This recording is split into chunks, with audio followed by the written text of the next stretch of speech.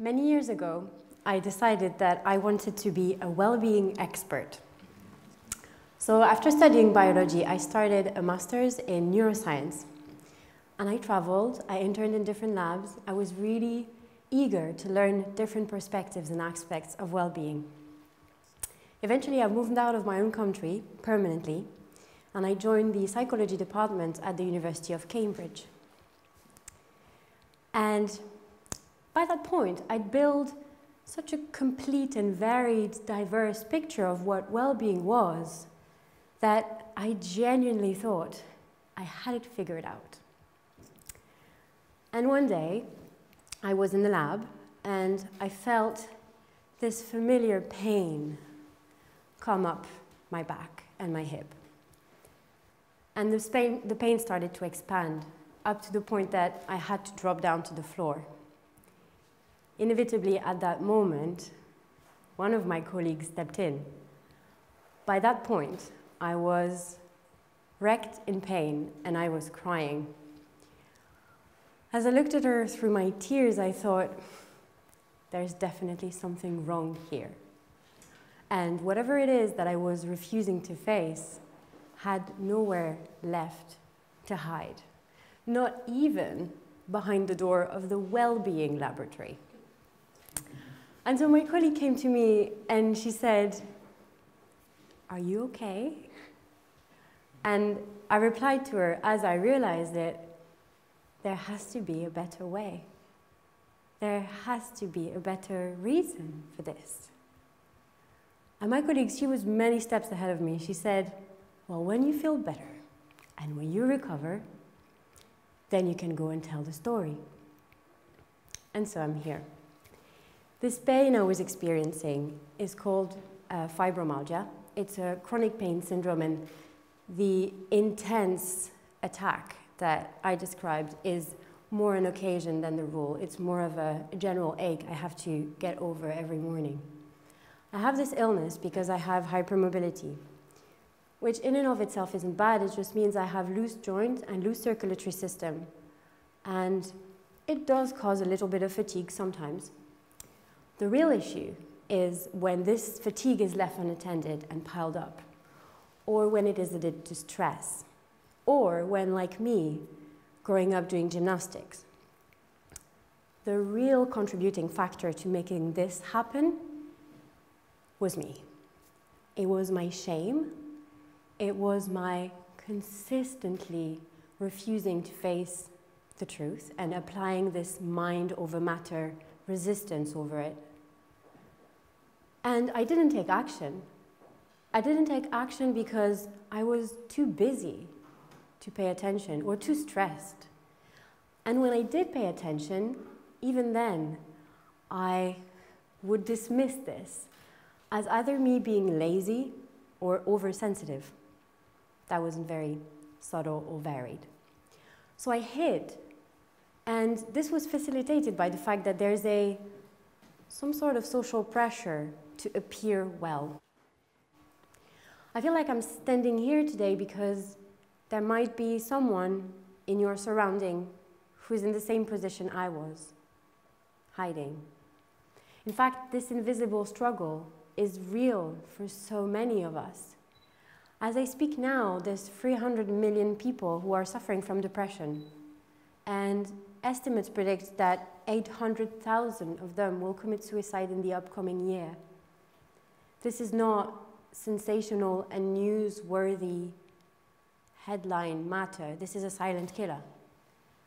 And what worries me the most at the moment is probably the rise of work-related stress and the epidemic of burnouts we are witnessing. This really embodies the issue we have. We have a broken sense of what mental health and well-being is. While we would never feed our body rotten food, what we feed our mind is a lot more on the random side. A broken sense of trust, an injured self-esteem, social rejection, all of this is invisible, yet we leave it unattended. We leave it to get worse. We let anxiety sneak in, we let stress pile up, we let work completely overwhelm us, until it's too late. And so there is a better way. And I'd like to offer 3 steps to start shifting our perspective on mental health and well-being. The first step is that we have to define it. We have to take an ambitious definition for what well-being means for us as a collective. Now, there's about 15 academic definitions for well-being, which you can see in 2 different ways. You can go and say, oh dear, nobody's got a clue what this is. Or you can look at it and say, oh, actually, there is so much freedom there. There is so much space for me to go and define what that means for me. So for myself, I choose to live magically with a sense of wonderment that I aim to embody and pass on to others. I choose this because for me it works really well. It helps me see an alternative when I'm in deep pain. The second step to reframe mental health and well-being is the idea of returning to well-being. Because well-being and happiness is not so much the absence of problem, it is more about the ability to deal with them. And so, what arises when we try and create this beautiful, ambitious, enthusiastic image for well-being is a set of crippling questions, which can be, am I happy now? Is this it? Can I stay there? And this is not very helpful. What I found was most useful is to view well-being and happiness as a place I move in and out of, rather than a place I aim to move into. And so, well-being is this place I own. It's mine. I've defined it for myself. But inevitably, I will be taken out of it. There will be struggles, it's a given, and there will be challenges, which is fine. This is part of life, and it's okay. But the end game is to know, to return to this happy place. My third step is then how? How do you return to well-being? How do you embody that mindset for real? And so the best way I find to summarize this point is to say, find stuff you love and do it often. Because in the end, psychological well-being is a habit. The likings, the natural liking that you have for either writing, if this is what you like and this is therapeutic and this takes you back to the place, then write. If you are a people person, then chat to a friend or find a therapist. If you're spiritual, pray. If you're a yogi, get down to the yoga mat and meditate. We are putting unprecedented demands on ourselves, maybe in the workplace more than anywhere else. And the market doesn't respond to lower expectation and slower delivery pace. It responds to constant growth and constant speed. And so when we evolve in this arena and endure 8 to 10 or more hours a day of consistent stress, then not only are the consequences unforgiving, but they also escalate really fast. And so while it is time to call upon our institutions to step in and ensure that we create empathy fields and emotionally safe workplaces, it is also our individual responsibility to engage in systematic self-care that actually matches the demands of those lives we have created and that we love. I chose to do this through yoga. Yoga is a really useful practice for me because the premise of yoga is that we suffer. And so when we practice yoga, we are expected to bring in our raw emotions, our struggle, our stories, as it is, to the yoga mat. And then yoga uses movements and meditation to create that emotional regulation, that self-awareness, the love, and the acceptance that we need. When I started practicing yoga, I quite simply forced and compelled my body into poses, which I now look out and think, oh, God. But the way I interacted with yoga practice was a perfect model for the way I interacted with my life in general. And so I learned to see the patterns. I learned to listen to the dialogue that was going on as I moved. and I learned to understand the root causes.